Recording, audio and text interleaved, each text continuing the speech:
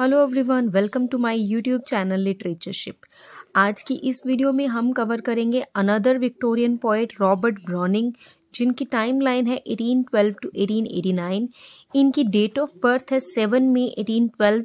London England में इनका birth हुआ। डेट ऑफ डेथ है इनकी 12 दिसंबर 1889। वेनिस इटली में इनकी डेथ हुई। He was an English poet and play right. He was noted for irony, characterization, dark humor, social commentary, historical settings, and challenging vocabulary and syntax. इनकी spouse का नाम है Elizabeth Barrett browning. Father थे इनके Robert browning senior. इनके father का नाम भी रॉबर्ट ब्राउनिंग था। एंड मदर जो है इनका नेम था सारा एना विडमैन। सन, इनके सन का नाम भी रॉबर्ट बैरेट ब्राउनिंग था and he was nicknamed as Pen. How interesting is that कि 3 जनरेशंस में सेम ही नाम चल रहे हैं फैमिली लाइन में। फादर का नेम रॉबर्ट ब्राउनिंग, इनका खुद का नेम रॉबर्ट ब्राउनिंग और इनके सन का नेम भी रॉबर्ट बैरेट ब्राउनिंग। ठीक है। He is known as father और मास्टर ऑफ ड्रामेटिक मोनोलॉग। ये तो हम सबको पता है कि जो रॉबर्ट ब्राउनिंग है ये ड्रामेटिक मोनोलॉग के फादर कहे जाते हैं। इनको मास्टर कहा जाता है ड्रामेटिक मोनोलॉग का। रस्किन ने इनके बारे में कहा था, Robert Browning is unerring in every sentence he writes of the middle ages. कि जो रॉबर्ट ब्राउनिंग है ये अनएरिंग है। Unerring means without any mistake, you can say without any failure. तो हमने पहले भी पढ़ा कि ये जो है he challenges vocabulary and syntax. तो ये कोई भी जो इनकी राइटिंग्स थी वो अनएरिंग थी।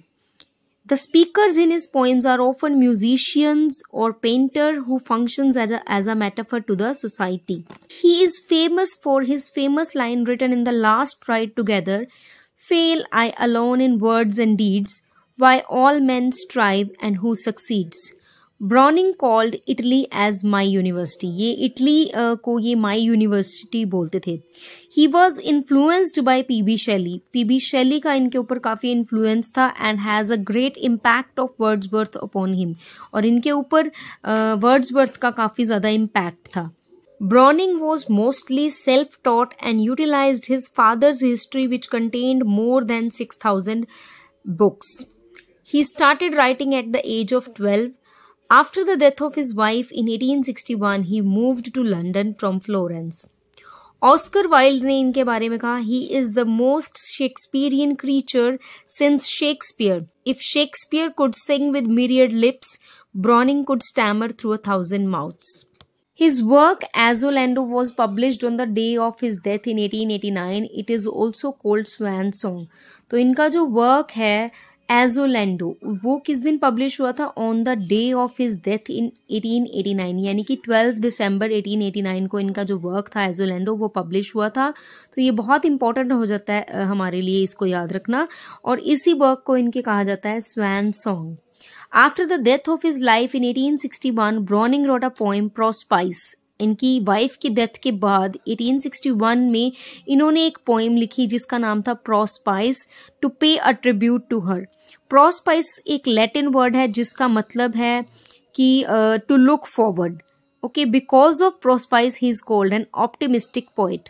His notable works are the Pied Piper of Hamelin, Men and Women, The Ring and the Book, Dramatis Personae, Dramatic Lyrics, Dramatic Romances and Lyrics, Asolando, My Last Duchess। ये तो जो हमने पढ़े थे ये थे इनके नोटेबल वर्क्स, बट इनकी सारे वर्क्स की जो कलेक्शन है वो मैं आपको बताती हूँ क्या कौन कौन से इन्होंने वर्क्स जो हैं वो लिखे हैं। That is Pauline, a fragment of a confession 1833, Paracelsus 1835, Strafford play है ये एक 1837, Sordello 1840, bells and pomegranates 1841 to 46। B&P जो मैंने लिखा है ये शॉर्ट फॉर्म में, इसका मतलब है bells and pomegranates. Bells and pomegranates number 1, इसमें कौन कौन से वर्क आते हैं इनके? Pippa Passes, this was a play 1841। The year's at the spring, B&P number 2, King Victor and King Charles, this was also a play 1842।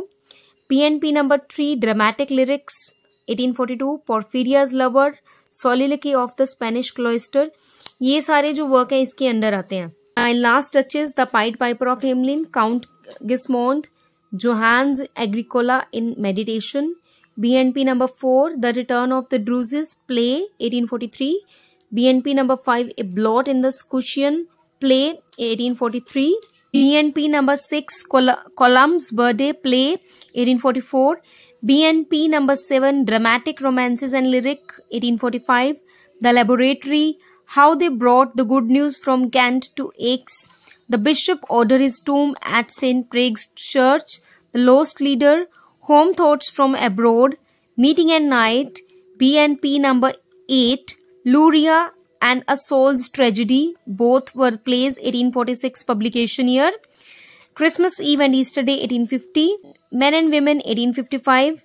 Evelyn Hope, Love Among the Ruins. Toccato of Galuppi's Child Roland to the Dark Tower Came. Fra Lippo Andrea del Sarto, The Patriot, The Last Ride Together, 1855. Memorabilia, Cleon, How It Strikes a Contemporary.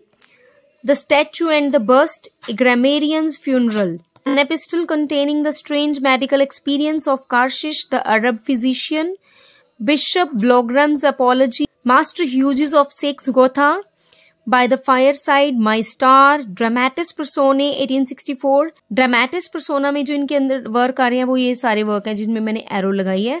Liban upon Setebos, Rabbi Ben Ezra, Abt Vogler, Mr. Sludge the Medium, Prospice, A Death in the Desert.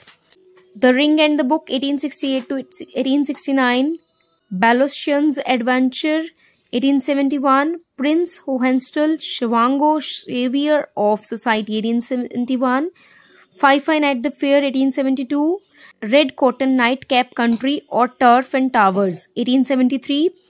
Aristophanes' Apology, 1875. Thamyris Marching, The Inn Album, 1875. Asciarotto and How He Worked in Distemper, 1876. Nympholeptus, The Agemenum of Aeschylus, 1877. La Cesars and the Two Poets of Croisic, 1878. Dramatic Ideals, 1879. Dramatic Ideals, second series, 1880. Pan and Luna, Jocoseria, 1883. Farishta's Fancies, 1884. Parleyings with Certain People of Importance in Their Day, 1887. Azulendo, 1889. Prologue. Summum Bonum, Bad Dreams 3. Flute Music with an Accompaniment and Epilogue. Was the long list of his works. आपको सारे नहीं याद रखने हैं या सारे नहीं पढ़ने, इनमें से important works जो हैं वो मैं उनकी videos बनाऊंगी और आपके साथ share करूंगी.